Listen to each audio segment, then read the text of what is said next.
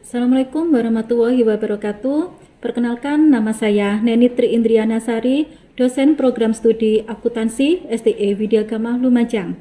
Spesialisasi saya adalah mengajar di bidang ilmu manajemen, sesuai dengan keilmuan saya. Salah satu mata kuliah yang saya ampu adalah analisis laporan keuangan dengan bobot SKS, 3 SKS dengan 14 kali pertemuan dan 2 kali evaluasi dalam satu semester. Deskripsi mata kuliah. Mata kuliah ini adalah mata kuliah yang bertujuan untuk memberikan pemahaman kepada mahasiswa dalam memahami konsep dasar yang dipakai dalam membaca dan menginterpretasikan laporan keuangan, serta memahami dan menggunakan peralatan analisis untuk membaca dan menginterpretasikan laporan keuangan. Mampu menggunakan laporan keuangan untuk melakukan analisis profitabilitas dan risiko, serta menyeluruh antar waktu perusahaan, serta mampu menganalisis kualitas laba dari suatu perusahaan.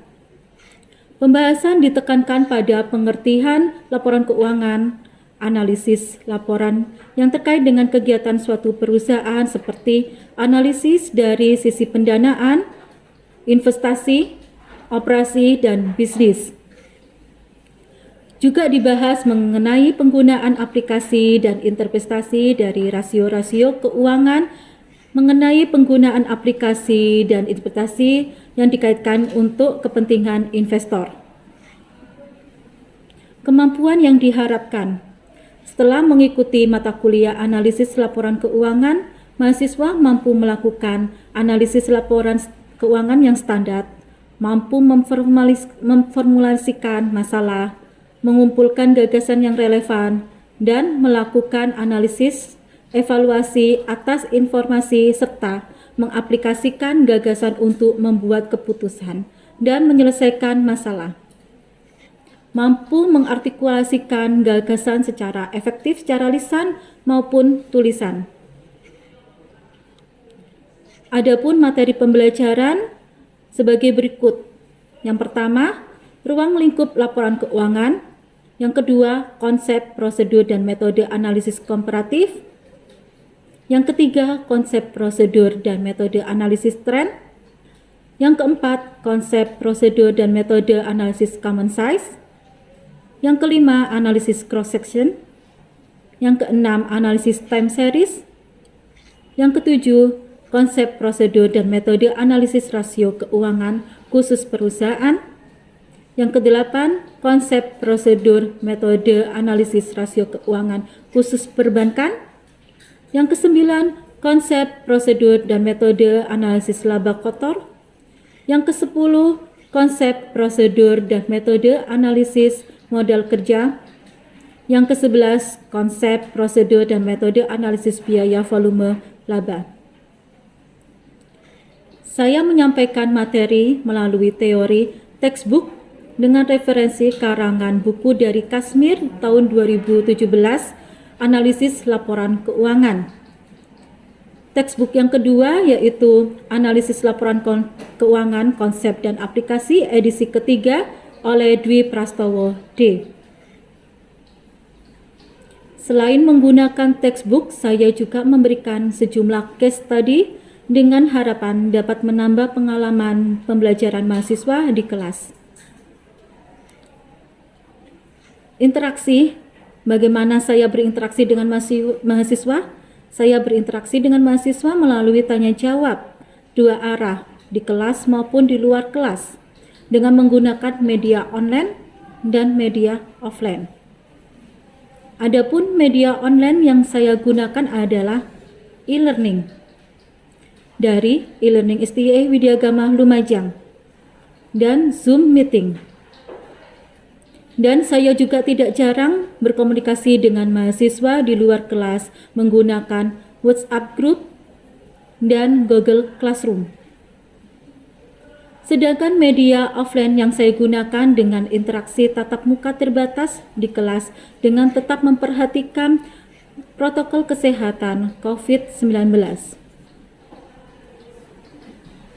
Saya menilai mahasiswa pada setiap pertemuan di kelas melalui tugas dan kuis. Adapun penilaian perkuliahan saya sudah tertuang dalam RPS dengan kriteria sebagai berikut. Tugas 20%, kehadiran 20%, UTS 30%, dan UAS 30%.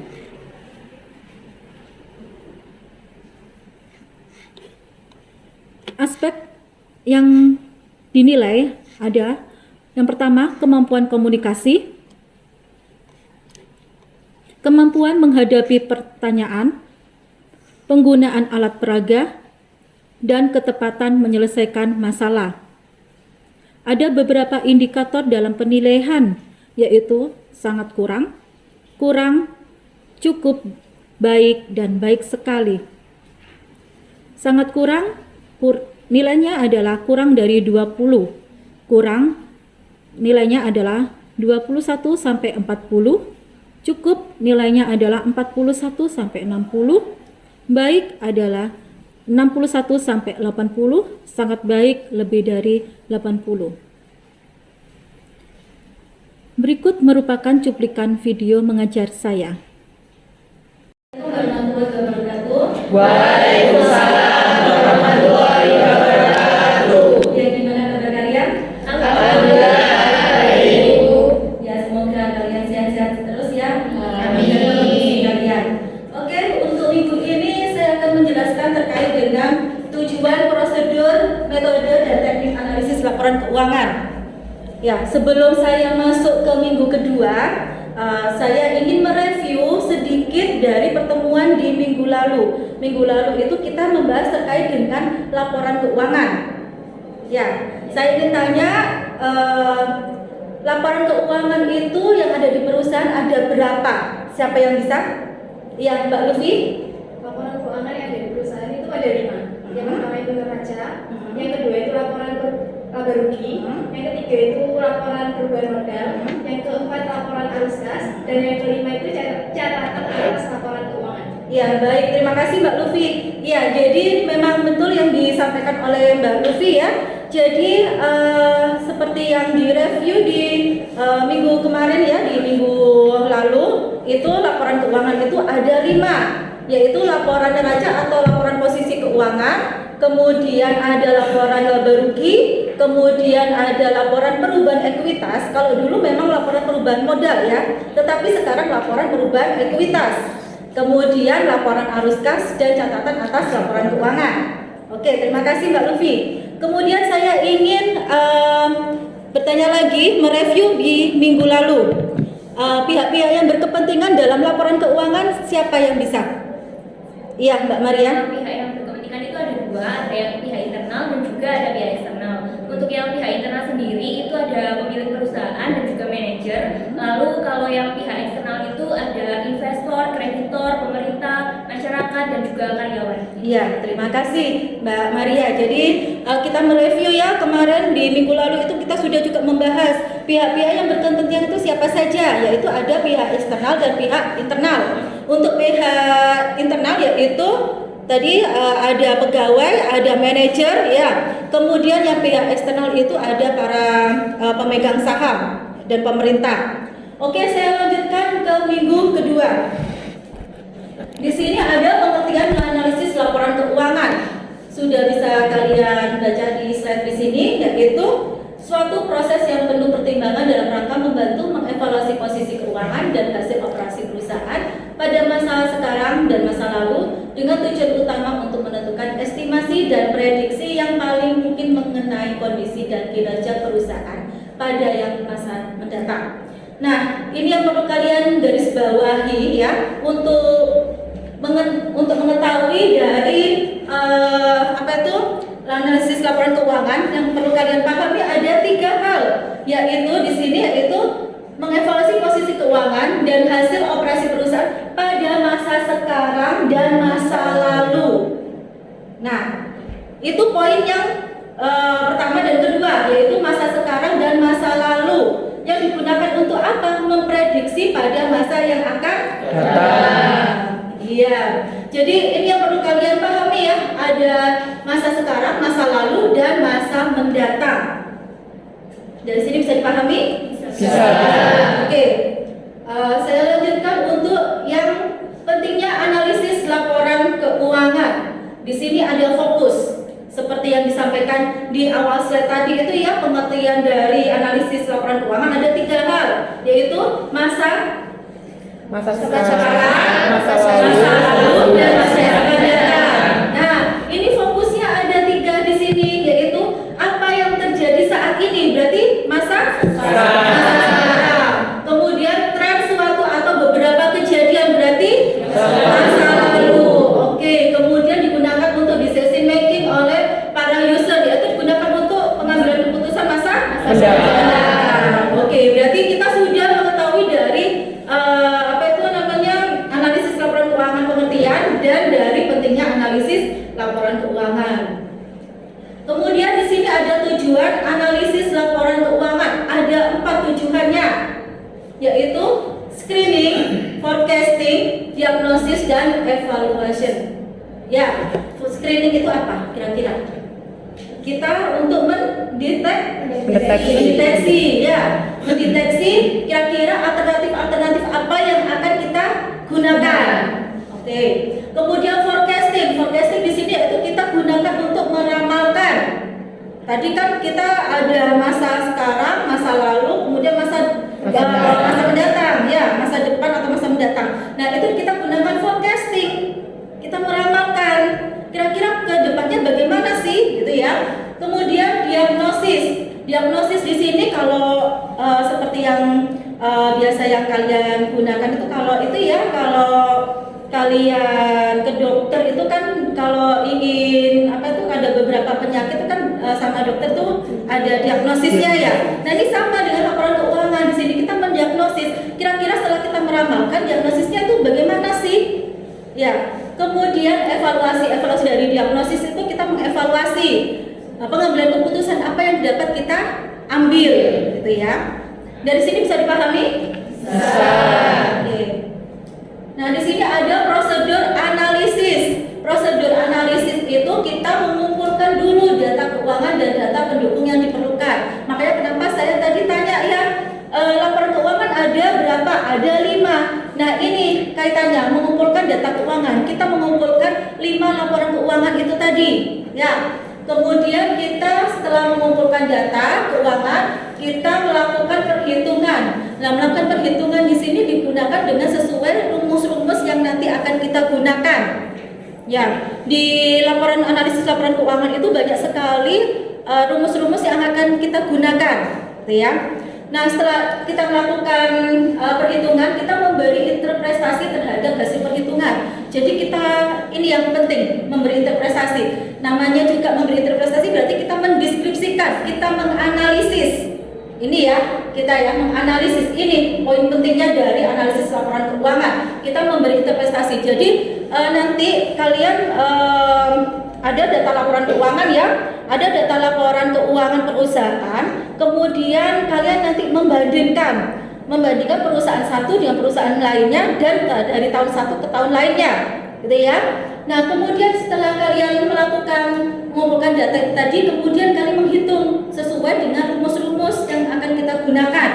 Nah, setelah kita melakukan perhitungan dengan rumus-rumus, kita menginterpretasi kira-kira kenapa sih ini kok naik, ini kenapa sih kok turun. Nah, ini yang dinamakan interpretasi. Nah, setelah memberi interpretasi, kita membuat hasil laporan. Hasil laporan yang sudah kita buat itu tadi yang digunakan untuk pengambilan keputusannya si para pemakai laporan keuangan gitu. Dari sini bisa dipahami? Bisa. Lanjut, di sini ada metode dan teknik analisis. Ada 2, yaitu horizontal dan vertikal. Nah, kalau horizontal ini kita membandingkan laporan keuangan beberapa tahun untuk mengetahui perkembangan dan kecenderungan. Berarti kita membandingkan dari tahun ke tahun. Kalau horizontal itu dari kiri ke kanan atau atas ke bawah? Horizontal kiri ke kanan. Iya, dari kiri ke kanan. Ya, horizontal. Kalau vertikal itu dari atas ke bawah atau bawah ke atas ya. Ya, membandingkan pos satu dengan pos yang lainnya. Jadi kalau seandainya kalian membandingkan perusahaan baja, seandainya ya ada bukan baja, maaf, semen gitu ya, ada semen Gresik gitu ya. Nah, ada tahun 2018, 19 dan 2020. Itu kita namakan metode apa? Horizontal atau vertikal? Horizontal. Oke. Kalau kita membandingkan antara penjualan dengan laba kotor, kita menggunakan metode apa? Vertikal. Oke, berarti kalian sudah paham di sini ya? Iya, sudah. Ya, terima kasih. Kemudian saya lanjutkan. Nah, di sini ada analisis komparatif. Nah, analisis komparatif di sini yaitu pada intinya adalah teknik analisis yang dilakukan dengan cara membuat perbandingan antar elemen yang sama untuk beberapa periode yang berurutan. Nah, ini kita menggunakan dengan metode apa? Tadi ada dua metode ya, horizontal dan vertikal. Kita menggunakan metode yang mana ini? Horizontal. Kenapa horizontal? Karena dari periode yang berurutan. Iya, karena ada beberapa tahun ya dengan periode yang berurutan gitu ya. Oke, dari sini ada yang mau ditanyakan? Saya pun mau bertanya. Iya, Mas Nanduk. Bagaimana mengetahui pengimplementasian analisis komparatif pada laporan keuangan? Oke, terima kasih Mas Ya. Nanduk. Ya, jadi untuk analisis komparatif ini memang kita gunakan untuk menganalisis di laporan keuangan ya Mas ya. Kita contohkan di sini ada contoh di sini Mas. Nah, di sini ada analisis komparatif. Ini ada contoh dari laporan keuangan perusahaan ya di sini. Ada di sini ada laporan posisi keuangan atau neraca. Di sini ada pos kas, piutang, persediaan sampai di total aktiva. Dan ini ada tahun 2012 dan tahun 2011. Berarti tahun 2012 ini tahun yang sekarang. Ya, tahun 2011 tahun sebelumnya. Nah, ini cara untuk mencari analisis komparatif. Di perubahan absolut ini ya didapatkan min 200 ini didapatkan dari tahun sekarang dikurangi dengan tahun lalu atau tahun sebelumnya ya. Nah, min 200 ini artinya apa? Terjadi penurunan. Iya.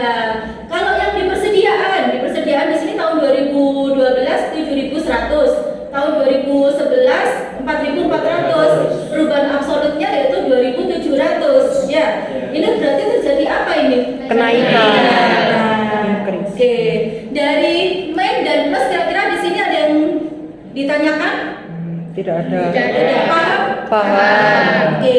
Jadi jangan lupa ya kalau min ini artinya adalah terjadi penurunan. Kalau plus di sini terjadi kenaikan. Oke. Jadi perubahan absolut jangan lupa ya, tahun sekarang dikurangi dengan tahun sebelumnya. Oke. Kemudian perubahan relatif. Perubahan relatif ini didapatkan dari perubahan absolut dibagi dengan tahun sebelumnya. Ya. Min 200 dibagi dengan 2.600. Ya. Jangan lupa karena ini bentuknya persentase dikalikan dengan 100%. Oke, jadi didapatkan min 7,69%. Dari sini bisa dipahami? Bisa.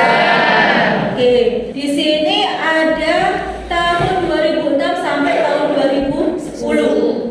Di sini ada apa tuh laporan laba rugi. Ya. Nah, yang dijadikan dasarnya adalah tahun dasarnya. Tahun dasarnya adalah tahun 2006. Karena data yang kita ambil ada tahun 2006 sampai tahun 2010. Berarti yang tahun dasarnya adalah tahun 2006. Oke. Berarti semua akun yang ada di penghasilan sampai laba bersih di tahun 2006 ini semuanya dibagi ke tahun 2006. Contohnya ya, penghasilan di tahun 2007. Berarti 115 dibagi dengan tahun dasarnya yaitu 100.000. 115.000 dibagi 100.000. ribu. Jangan lupa karena kita bentuknya persentase, jadi dikali dengan 100%. Oke. Ada yang tidak paham dari sini? Paham. Ya. Contohnya lagi di biaya di tahun 2009. Bagaimana caranya ini, Mas Nando? Caranya dengan membagi di tahun sebelumnya dikalikan 100%. Ya, berarti di sini ada berapa nominalnya? 16.000 dibagi 10.000 dikali 100%. Iya, jadi 16.000 dibagi 10.000 dikali 100%. Gampang ya? Ya. Iya. Gampang kok, ya. Oke, jadi di sini ini contoh untuk apa tuh seperti yang saya jelaskan tadi itu ya. Nah, common sense ini kita bisa di minggu berikutnya ya. Jadi saya harapkan di minggu ini kalian ada tugas ya. Tugasnya yaitu kalian menganalisis komparatif dan analisis tren. Masing-masing perusahaannya itu setiap mahasiswa berbeda. Kalian bisa mencari perusahaannya itu ada di IDX ya. Kalian download di IDX. Jadi kalau di sini ada 30 mahasiswa, berarti ada 30 perusahaan. Dan masing-masing mahasiswa berbeda perusahaannya ya. Nah, ada yang mau ditanyakan untuk analisis komparatif dan analisis tren? Tidak ada, cukup. Ada ya, jadi paham ya? Untuk tugasnya paham? Paham. Oke, untuk minggu ini saya akhiri. Terima kasih atas kehadiran kalian. Wassalamualaikum warahmatullahi wabarakatuh. Waalaikumsalam warahmatullahi